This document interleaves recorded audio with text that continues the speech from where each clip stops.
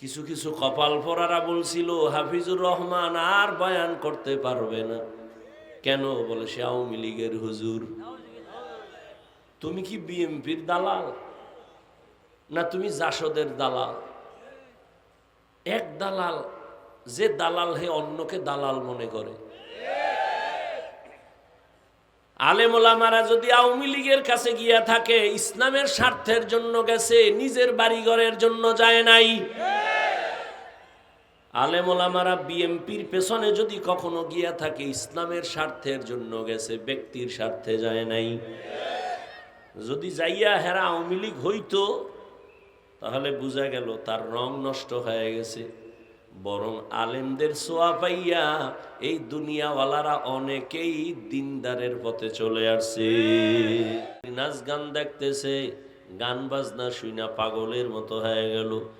হঠাৎ মনে পড়ছে 12টার কাটা পেরিয়ে যখন গেছে, আমারে তো আমার আব্বা তো পাঠাইছে বাজার করার জন্য, আমার ঘরে মেহমান আসবে দুপুরবেলা, আমি তো বাজার না নিলে উপায় নাই। পাগলের মতো হয়ে গেল। আরে আমি করলাম কি? দ্রুত তরকারি বাজার, চাল বাজারে দৌড় দিছে। ওখানে দাঁড়ায় আমার চাল লাগবে, তরকারি লাগবে। বলতে না বলতে পকেটে হাত দিয়ে দেখে বাবায় যে টাকা দিছিল সে টাকাও হারায় গেছে। এখন পাগল হয়ে কাঁদতেছে, আমি বাবার সামনে কেমনে যাব? এদিকে বাবা বেত নিয়ে দাঁড়ায় আছে, এত সময় কেন আসো না? আজকে তুই বাজার আনলেও ফিনান্স হারা তোরে ঘরে ঢুকামু না। কিন্তু সন্তান টাকা পর্যন্ত হারায় পাগল। আল্লাহ জানায় দেয়, বান্দা দুনিয়ায় তোরে পাঠাইছি ঈমান আর আমলের টাকা দিয়া, ঈমানের টাকা দিয়া পাঠায় দিলাম। দুনিয়ার বাজারে যাইয়া আমল নামের কিছু সদাই করবি, নামাজের আমল, রোজার আমল, পর্দার আমল, নেক আমলগুলো করবা। কিন্তু দুনিয়ার মানুষ আইসা দেখে দুনিয়া দিয়ে অনেক সুন্দর সাজানো গুলশান, এত সুন্দর সুন্দর বাড়ি, এত সুন্দর সুন্দর গাড়ি, এগুলো দেখে পাগলাম মজা পেয়ে গেছে। মজা পাইয়া এখন তার যে আখেরাতের কিছু কাজ আছে তার খবরই নাই। হঠাৎ করে বারবার ওয়ার্নিং চলতেছে, শরীরের মধ্যে কখন দাড়ি উঠছে, দাঁড়িয়ে এসে আমাকে জানায় দিছে তোর কিন্তু বাড়ির প্রস্তুতি তাড়াতাড়ি নে, সময় কম। আবার দাড়ি চুল সাদা হইতেছে, দাঁতগুলো শক্তি দুর্বল হইতেছে, আমার যৌবন কমতেছে। আমাকে বারবার আমাকে জানানো হচ্ছে তুমি রেডি হয়ে যাও। আল্লাহ পাক রব্বুল আলামিন আবার পেছনে কিছু লোক লাগায় দিলেন, দুনিয়ার রং তামাশায় পড়ে যেন আমার গোলাম আসল বাড়ির কথা ভুলে না যায়। নবীরা গিয়া বুঝাইতে থাকেন, নবীদের পরে সাহাবায়ে কেরাম বুঝাও, তাদের পরে কিয়ামত পর্যন্ত উলামায়ে কেরাম বুঝাইতে থাকো। আল্লাহর কথাটা স্মরণ করায় দেও, তোমার এই দুনিয়া থাকার জায়গা না, আসল জায়গা তোমার জন্য আখেরাত। দুনিয়াতে তুমি থাকবা কতক্ষণ? যারেই জিগাই সে বলে একদিন থাকার কোনো গ্যারান্টি নাই। কিন্তু সেই একদিনের জন্য একটা ঘর বানাইছো, ঘর বানাইয়া আবার ভেতরে এসিওয়ালা রুম বানাইয়া এবার ছিদ্রগুলো সব বন্ধ করতেছো, বাহিরের আলো বাতাস যেন ভেতরে না ঢুকে, এসির বাতাস যেন আমার কোনো ডিস্টার্ব না হয়। সামান্য একদিন, দুদিন, 3 দিন, 1 মাস, 2 মাস, 1-2 বছরের জন্য তুমি সুন্দর একটা ঘর বানাইছো, কিন্তু এই ঘর তুমি মরে গেলে কেউ তোমারে ঘরে রাখবে না। তোমার আপন সন্তান, পরিবার সবাই ঘর থেকে নামায় দিবে, বলবে বের হয়ে যাও। এমন ঘরটারে এত সুন্দর করে সাজাইছো, ছিদ্রগুলো বন্ধ করে রাখছো, এসির বাতাস যেন ডিস্টার্ব না হয়, ঠান্ডা হতে যেন কোনো ভেজাল না হয়, বাহিরের কোনো বাতাস যেন ঢুকতে না পারে, তাহলে এসি আমার ডিস্টার্ব হয়ে যাবে।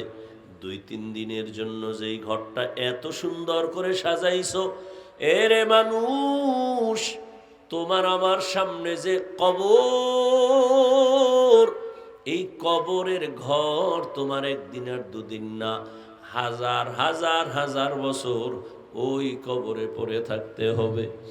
আমাদের আব্বা জান আদম নবী কত হাজার বছর হয়ে গেল মাটির কবরে পড়ে আছেন। অন্যান্য নবীরা লক্ষ লক্ষ নবী পয়গম্বর ওই মাটির ঘরে। এরপরে আপনার আমার নবী ১৫০০ বছর হয়ে গেল, তোমার আমার আরো কত বছর ওই মাটির ঘরে থাকতে হবে। ওই ঘরটা সাজানোর জন্য কি রেডি করছো? সামান্য সময় দুনিয়ার ঘরে থাকার জন্য কত সুন্দর করে সাজাইছো। কবরের ছিদ্রগুলো বন্ধ করছো নি? যেই ঘরে ছিদ্র দিয়ে ঢুকবে সাপ, যেই কবরের ঘরের ছিদ্র দিয়ে ঢুকবে জাহান্নামের আগুন, ওই ছিদ্রগুলো এখন যদি বন্ধ করে না যাও, তুমি কবরে যাওয়ার পরে ওই ছিদ্র দিয়ে কবরের মধ্যে জাহান্নামের আগুন ঢুকবে। তুমি বড় লোক না ছোট লোক কেউ জানবে না। ওই কবরে তোমাকে কিছুই ক্ষমা করবে না। কবরে যাওয়ার পরে কে ধনী কে গরিব, কে আলেম কে মূর্খ, কোনো ভেদাভেদ থাকবে না। সবার বেলায় ৩টা প্রশ্ন করা হবে। ১ নম্বরে রবের পরিচয় দাও, ২য় প্রশ্ন ধর্মের পরিচয় দাও, ৩য় রাহমাতুল লিল আলামিনের পরিচয় দাও। নবী বলেন ওখানে গিয়া এই ৩ প্রশ্নের জবাব যারা দিবে তাদের জন্য কবর হবে রওজাতুম মির রিয়াজিল জান্নাহ। আর যারা জবাব দিতে পারবে না তাদের জন্য কবর হবে হুফরাতুম মিন হুফারিন নার। অনেক পণ্ডিত কিন্তু বলতেছে কবরে আযাব হবে না। চরমনের জমিনে ঘুমান্ত ওলিয়ে কামেল সৈয়দ ইসহাক রাহমাতুল্লাহ আলাইহি লিখেছেন, ও দুনিয়ার বাবারা, যদি তোমরা বলো কবরে আযাব হবে না, আলহামদুলিল্লাহ, তোমারও কোনো পেরেশানি নাই, আমারও পেরেশানি নাই। কিন্তু কবরে গিয়া যদি দেখো বেনামাজির কবরে জাহান্নামের আগুন, কবরে গিয়া যদি দেখো সাপ, কবরের মধ্যে গিয়া যদি দেখো আযাব, তখন বলো তোমারও বা উপায় কি, আমারও বা উপায় কি? আর আযাব হওয়ার তো দলিলের অভাব নাই।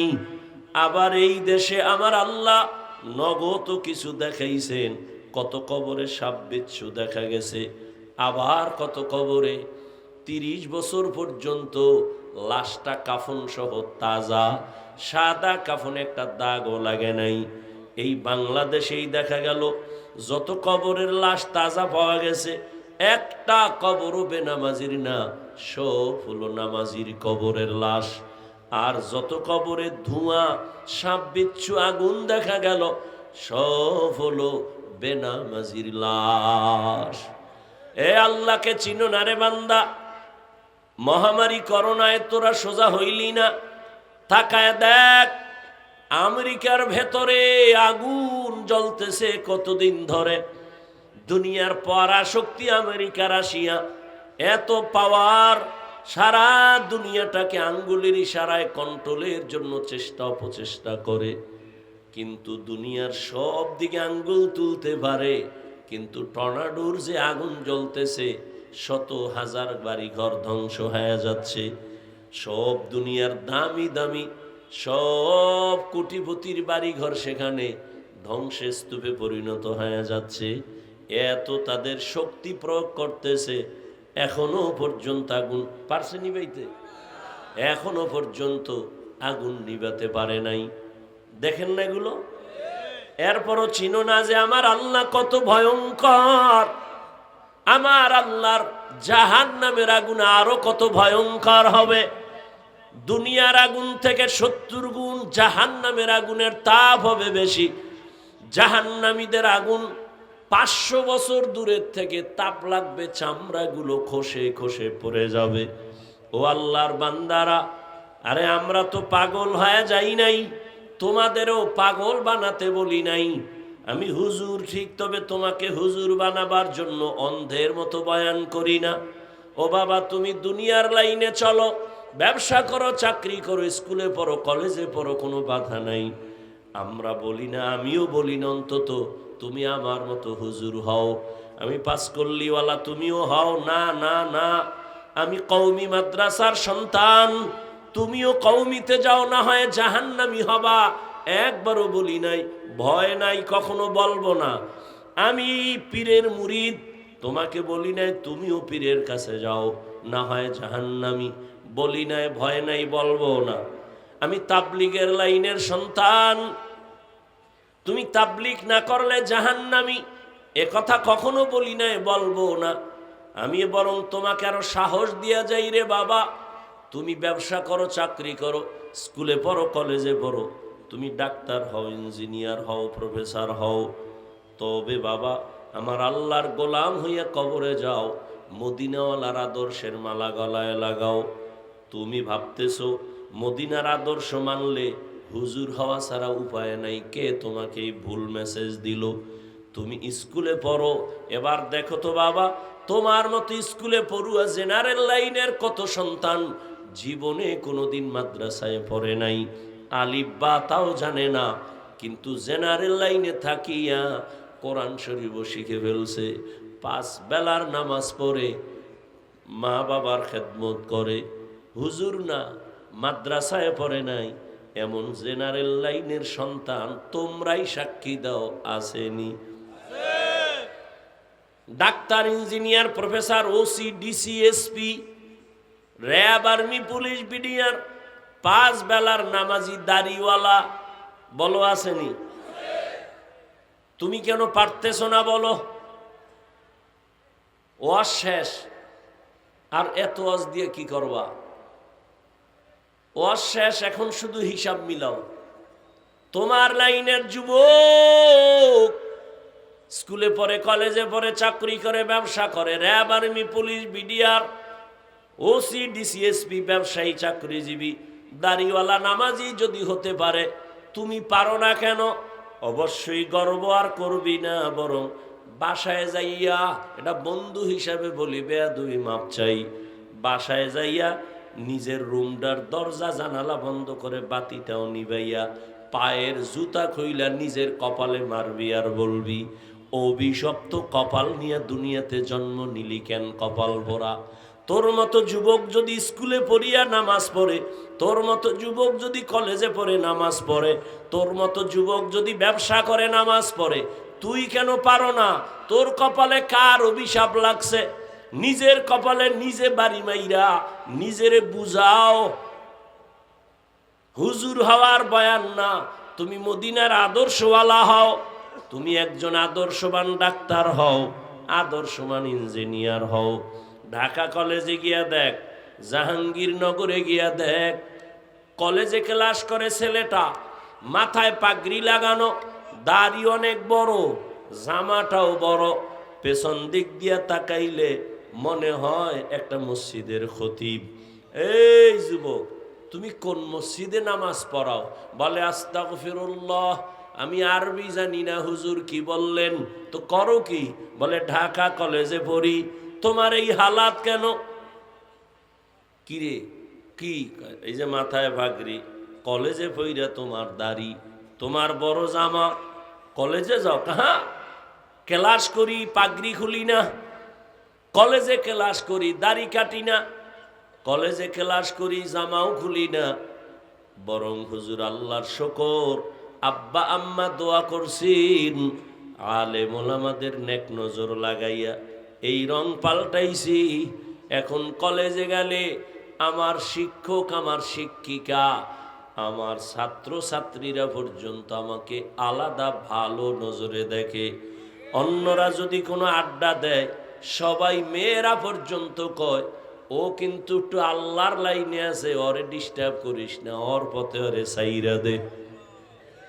এ বানায় বলতেছি, মাপ চাইছি ফাও দরিয়া, দরজা জানলা আটকাইয়া নিজের জুতা দিয়া নিজের কপালের বাইরা, যে তোর কপাল এত খারাপ কেন?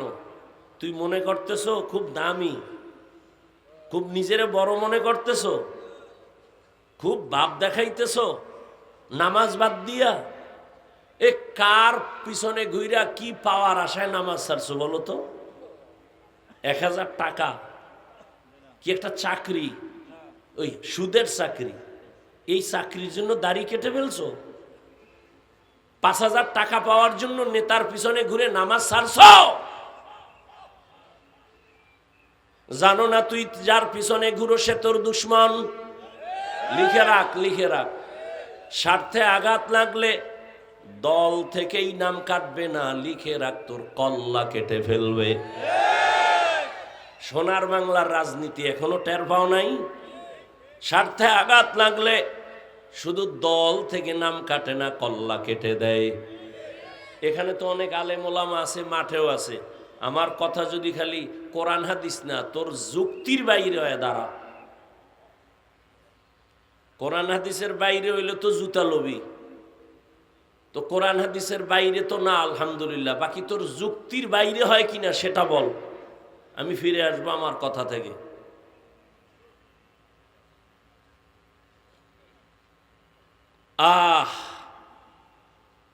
নামাজ বাদ দিয়া নিজেরে খুব বড় মনে করো না। আর রসুল কি কইছে হাদিসে, যারা নামাজ পড়ে না এরা পৃথিবীর সব থেকে বড় চোর। তা তুই তো চোর, তুই বড় মনে করো কেন?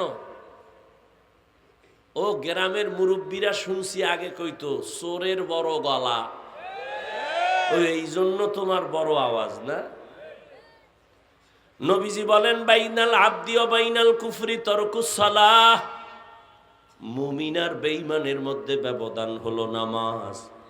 বেঈমানেরা নামাজ পড়ে না, মুমিনেরা নামাজ ছাড়ে না। মকুন সুসতি নামাজে পাঞ্জে গানা ফাওয়াইলুল লিল মুসাল্লিনাল্লাযিনা মুমিনারা ইনামাজ ইমদাদ দা ইস্তাঈনু আয়াতে কুরআন বাখা। খারাপ লাগে আপনাদের? কি যুবক বাবা, কয়দিন আর বাঁচবা? আচ্ছা, মানুষের একটা শখ থাকে, তাই তো? দাড়ি কাটার মধ্যে জানি কি স্বাদ, নাচ গান দেখলে জানি কি মজা। এই অবস্থা কিন্তু আমার অন্তরও আছে, আমিও আমার অন্তরও কিন্তু এই তোর মধ্যে গুনার আকর্ষণ আছে, আমাদের মধ্যে নাই, বরং আরো বেশি। আমারও মাঝে মাঝে নফস তো ভিতরে আছে। প্রত্যেকটা মানুষেরই কিন্তু আঘাত করে, চল চল নাচ গান দেখ, মোবাইলটা খুলে দেখ, নারীদের নাচ গানে কি মজা। হ্যাঁ, এত নারীর মধ্যে মজা না হইলে বিশ্ব সুন্দরী খুঁজে পায় কেমনে? বিশ্ব সুন্দরীরে খুঁজে পাইছে কই? ওর বাড়ি গেছে, হুজুরে ইউটিউবে ঢুইকা খুঁজতে খুঁজতে খুঁজতে খুঁজতে জাহান্নামের 7টা রাস্তায় দৌড়াইছে। দৌড়াইয়া এক রাস্তায় দেখে পৃথিবীর সেই সুন্দরী নারী বয়া রয়েছে, এর সাথে মোটামুটি মোলাকাত করছে ভাবের মতো, অন্তরে অন্তরে কইরা এর ইচ্ছা রকম অন্তরের জিনার মধ্যে ঢুকাইছে। ঢুকাইয়ে এটারে পুরা হৃদয়ে ঢুকানের পরে না এবার কইছে যে তোমরাও দেখো।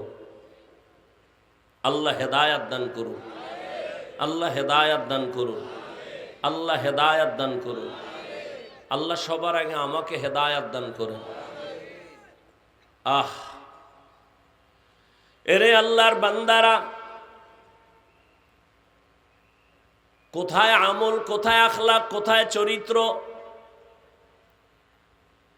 ও আমার যুবক বাবা, আমি যে এতক্ষণ কত কষ্ট করে কথা বলতেছি সেটা তো আমি বুঝতেছি, আমার কত অসুস্থতার মাঝে। এরপরও কথাগুলো বলতেছি কাউকে আঘাত করার জন্য না, জাহান্নাম থেকে বাঁচাবার জন্য। দুনিয়া কিছুই না রে বাবা। যুবক, কয়দিন তোমার হায়াত, মনে চাইছে পার্কে যাবি, দৌড় দিছ, যে বাধা দিছে তারে মনে করছো সে তোর জীবনের দুশ্মন, ঠিক নি? মনে চাইছে তুই মাইয়াদের নাচ গান দেখবি, দৌড় দিছ, কেউ বাধা দিছে মনে করেছো দুশ্মন। মনে চাইছে নামাজ পড়বি না, পড়ো নাই। মনে চাইছে দাড়ি কাটবি, সাথে সাথে কেটে ফেলেছো। এখনো কি শখ মিটে নাই? আর কতদিন পার্কে গেলে তোর আশা পূরণ হবে, তারপরে তওবা করবি বল? ও আমার কলিজার যুবক বাবারা, জীবনে তো কম নামাজ ছাড়ো নাই, আর কতদিন নামাজ বাদ দিলে তোমার মনের আশা পূরণ হবে, তারপরে তওবা করবা বলো? জীবনে তো কম দাড়ি কাটো নাই, আর কতদিন দাড়ি কাটলে তোমার মনের আশা পূরণ হবে তারপরে তুমি তওবা করবা বলো? জীবনে তো মাইয়ার চরিত্রের উপরে হামলা কম করো নাই। মনে রাখিস, যুবকেরা লিখেও রাখিস, মোবাইলে না, তা পেনা করবি, পেস্টুন 200-250-300 টাকা নিবে, 2 ফিট 3 ফিটের একটা পেনা করবি, আর ওটাই লেখা ঘরে টানায় রাখবি, পারলে বাদাই করে ভালো করে লিখে রাখবি। তুই যদি কারো স্ত্রীর দিকে খারাপ নজর দাও, লিখে রাখবি তোর স্ত্রীর দিকে অন্য খারাপ নজর দিবে। বেয়াদবি ক্ষমা চাই, রাগ করি ওনারে বাবা।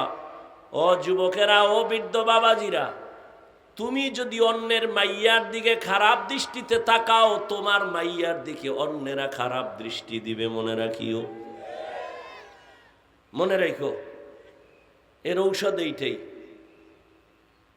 তুমি যদি কারো কন্যার দিকে খারাপ দৃষ্টিতে তাকাও, তোমার কন্যার দিকে খারাপ দৃষ্টি লাগাবে।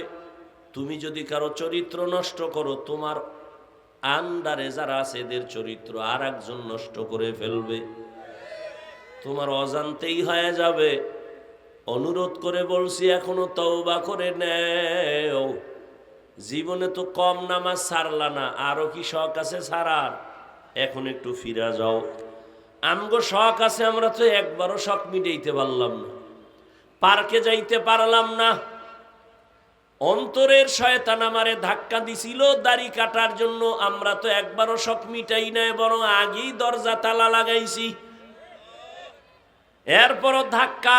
এজন্য দোয়া চাই সবার কাছে, আল্লাহ মাফ করেন, আমরা গুনাহ থেকে যেন বাঁচতে পারি।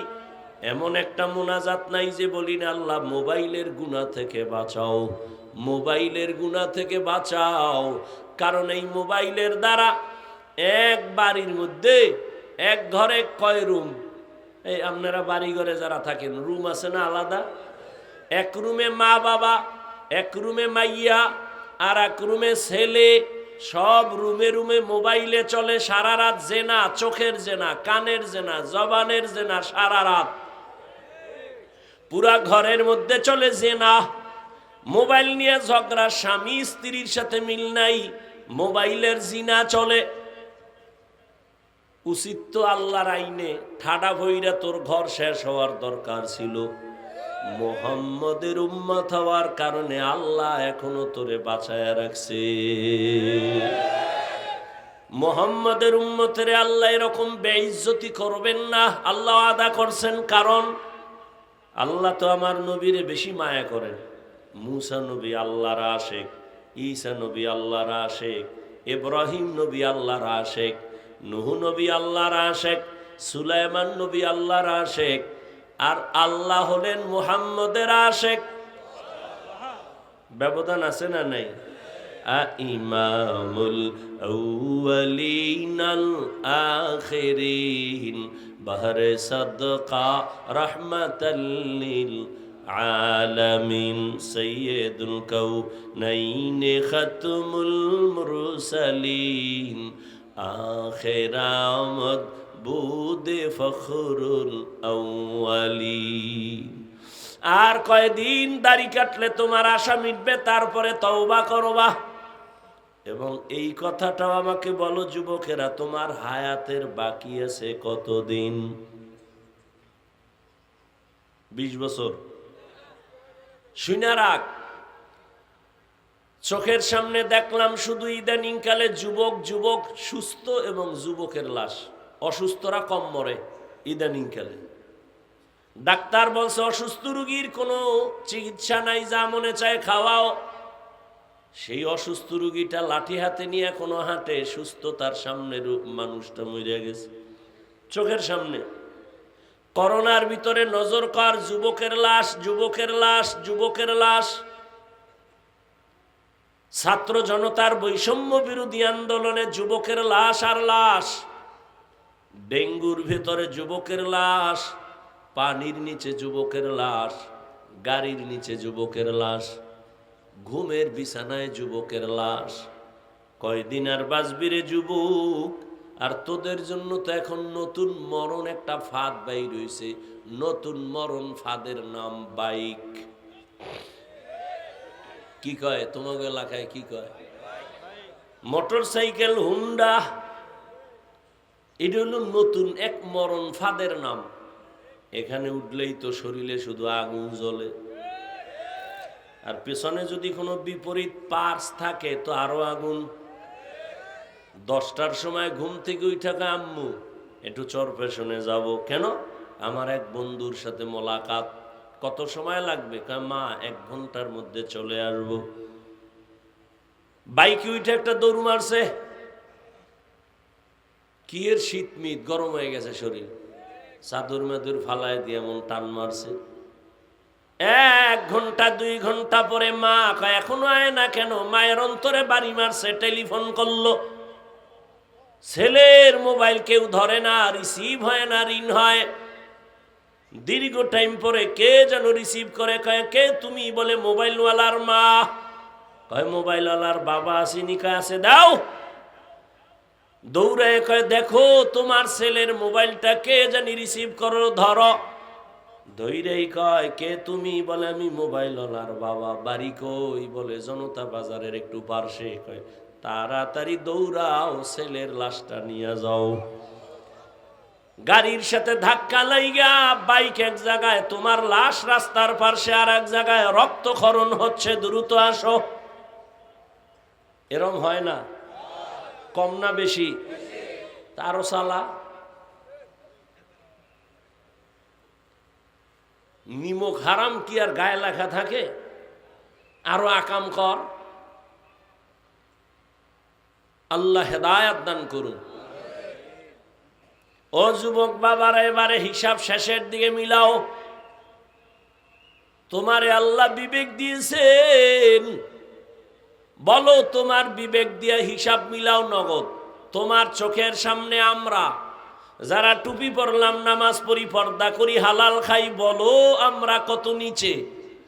আর তোমরা যারা স্বাধীনতা পাওয়ার আশায়, স্বাধীনভাবে চলার আশায়, দাড়ি নাই, টুপি নাই, নামাজ নাই, পর্দা নাই, বলো তোমরা আমাদের থেকে কত উপরে। কত উপরে আছো সম্মানে, শান্তিতে। আল্লাহর জাতের কসম, যারা আখেরাতকে লাথি মেরে শুধু দুনিয়া দুনিয়া দুনিয়া দুনিয়া দুনিয়ার পিছনে ঘোরে, 2 জিনিস পাওয়ার জন্য। কয় জিনিস? একটা চায় সম্মান, কি চায়?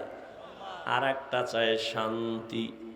আল্লাহর কসম একবার, আল্লাহর কসম 2 বার, আল্লাহর কসম 3 বার, ওয়াল্লাহি বিল্লাহি তাল্লাহি, দুনিয়া দুনিয়া যারা করে এরা সম্মানেও নাই, শান্তিতেও নাই। 10 তলা বিল্ডিং উঠছে, লাভ কি? যদি বিল্ডিং থুয়ে জঙ্গলে ঘুমান লাগে, আছে কোনো লাভ? কোটি কোটি টাকা ব্যাংকে রেখে লাভ কি যদি নিজের পরিবারেরা খাইতে না পারে? এই সম্মান আর শান্তি নাই। টাকা দিয়া সম্মান কিনলে একবার ফুলের মালা, ফাইনালে জুতার মালা। আর আমার মাওলার দেওয়া সম্মান, এই যে চেয়ারম্যানের চেয়ারের মেয়াদ শেষ, এমপির মেয়াদ শেষ, মন্ত্রীর মেয়াদ শেষ, ওসি ডিসিএসপির মেয়াদ শেষ, আর আমাদের নবীর আদর্শওয়ালা কোরআনওয়ালারা যেই চেয়ারে বসছে, চেয়ারের কোনো মেয়াদি নাই। আবার শেষ কিসের?